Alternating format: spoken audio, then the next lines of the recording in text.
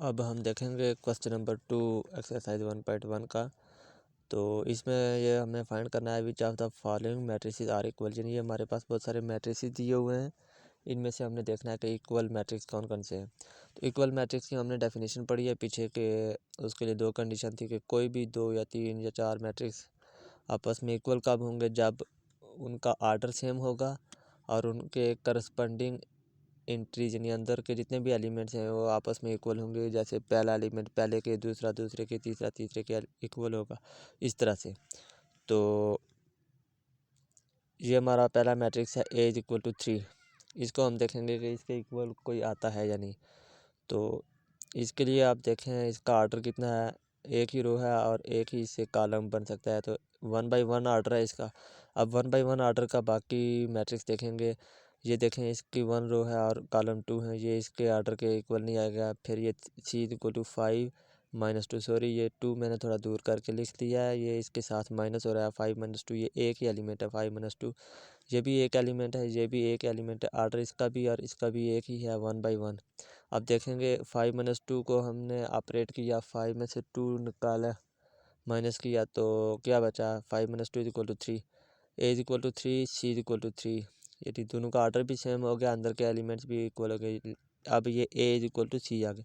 अब देखते हैं बाकी भी कोई अगर इनके इक्वल है तो वो भी लिखेंगे, लेकिन D E F G H I J K में आप देख सकते हैं कि सबका आर्डर डिफरेंट है, इसलिए ये बाकी इनमें से कोई भी इक्वल नहीं होगा, लिहाजा ए मैट्रिक्स इज इक्वल टू सी आएगा। अब बी का आर्डर देखें आप 3 5, यानी 1 रो है और 2 कॉलम है, 1 बाई 2 इसका आर्डर है।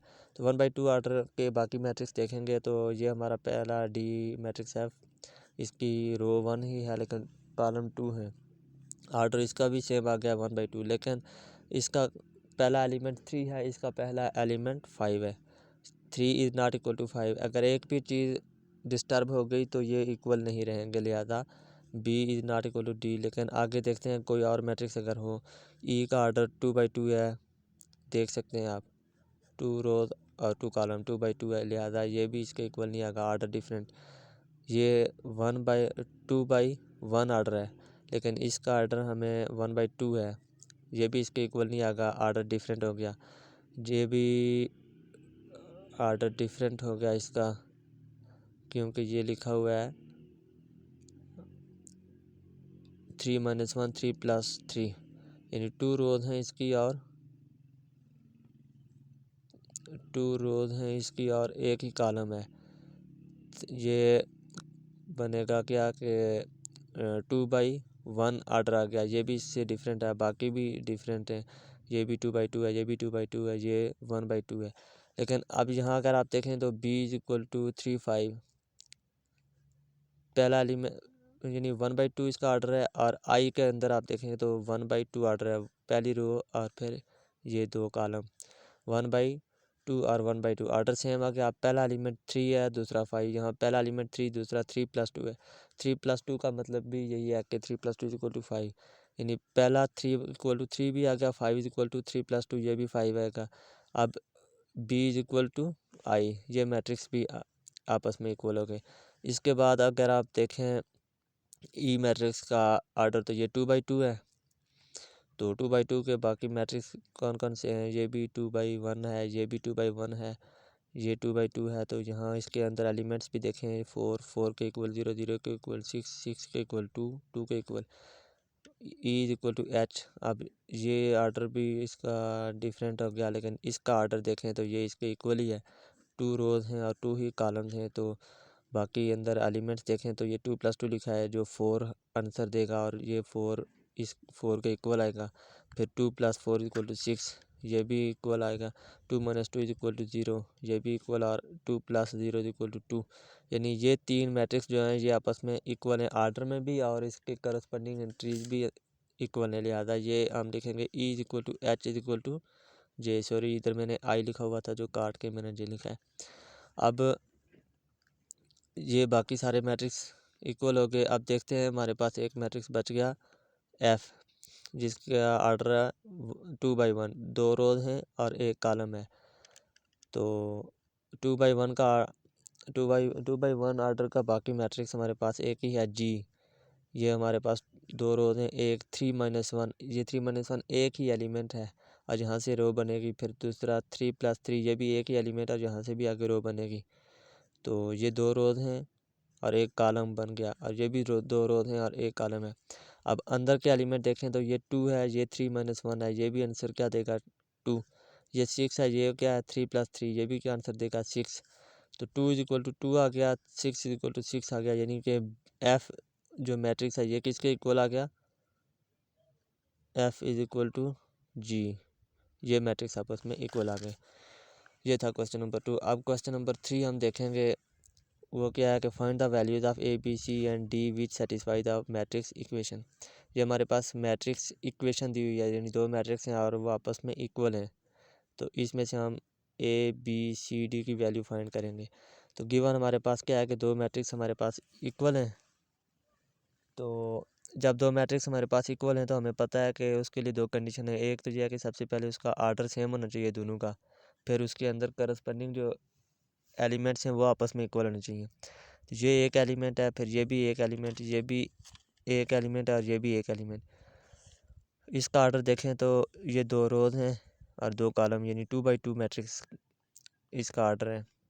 यहाँ भी देखें अगर तो एक रोज ये है, एक ये है, दो रोज हो गई और फिर दो ही कॉलम भी हैं इसके, ये भी 2 × 2, आर्डर भी सेम आ गया। अब इसके करस्पॉन्डिंग एलिमेंट्स एक दूसरे के इक्वल होने चाहिए, तभी तो ये इक्वलिटी का साइन आएगा। यानी दो मैट्रिक्स इक्वल तब ही होते हैं जब उनका आर्डर भी सेम हो और उनके एलिमेंट्स भी आपस में इक्वल हों। तो यहाँ से हम देखेंगे कि by definition of equal matrix जो हमने पीछे पढ़ी थी, उससे हम क्या लिख सकते हैं कि ये जो पहला एलिमेंट है ये पहले एलिमेंट के इक्वल होगा, दूसरा एलिमेंट दूसरे एलिमेंट के इक्वल होगा, तीसरा एलिमेंट तीसरे एलिमेंट के इक्वल होगा और चौथा एलिमेंट चौथे के इक्वल होगा। तो तब यहाँ से हम A, B, C की वैल्यू फाइंड कर सकते हैं। तो A + C = 0, A + C = 0 इसको इक्वेशन 1 दे दिया। A + 2B = -7 इसको इक्वेशन नंबर 2 का नाम दे दिया। फिर C - 1 = 3 इसको इक्वेशन नंबर 3, और 4D - 6 = 2D इसको इक्वेशन नंबर 4 का नाम दे दिया। अब इन चार इक्वेशन में से हमने A, B, C की वैल्यू फाइंड करनी है। तो वो कैसे फाइंड होगी, फ्रॉम इक्वेशन 3। इक्वेशन नंबर 3 के अंदर हमने लिखा था C - 1 = 3। तो ये -1 यहाँ, ये 1 यहाँ माइनस हो रहा है, इधर इसको ले जाएंगे दूसरी साइड पे तो ये बनेगा C = 3 + 1 C = 4। इसके बाद हम देखेंगे ये C की वैल्यू निकल गई। अब हम देखेंगे इक्वेशन नंबर 4 से। तो वो इक्वेशन नंबर 4 क्या लिखी हुई थी हमने, 4D - 6 = 2D। ये भी D है, ये भी D है, D वाली टर्म्स को आपस में इकट्ठा करेंगे तो ये क्या बनेगा 4D - 2D, और ये जो कांस्टेंट है दूसरी तरफ ले जाएंगे ये बनेगा 6। इधर माइनस हो रहा था, इधर आके प्लस हो गया।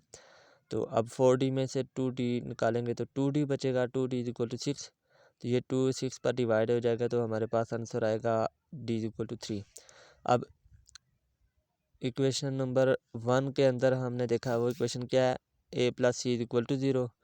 तो C की वैल्यू हमारे पास यहाँ निकल गई है 4। अब ये C की वैल्यू 4 हमने उस इक्वेशन नंबर 1 में पुट करनी है, A + C = 0। तो C की वैल्यू 4 पुट करेंगे, A + 4 = 0, A = ये 4 इधर आएगा तो -4 बन जाएगा।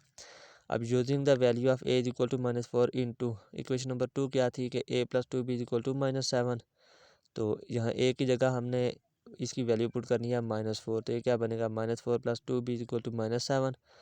तो ये -4 इधर आएगा -7 के साथ, तो ये -7 + 4 बन जाएगा। इधर से इधर आया तो माइनस चेंज हो गया, साइन चेंज हो जाता है जब एक साइड से दूसरी साइड पे ले जाए तो 2B = -7 + 4, तो 2B = -3।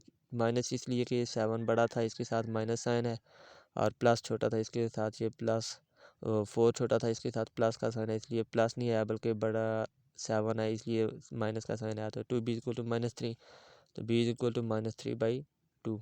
ये हमारे पास B की वैल्यू निकल गई। तो फाइनल हम देख सकते हैं कि A = -4, B = -3/2, C = 4 और D = 3। ये हमारे पास ABCD की वैल्यूज निकल गई जो हमने फाइंड करनी थी।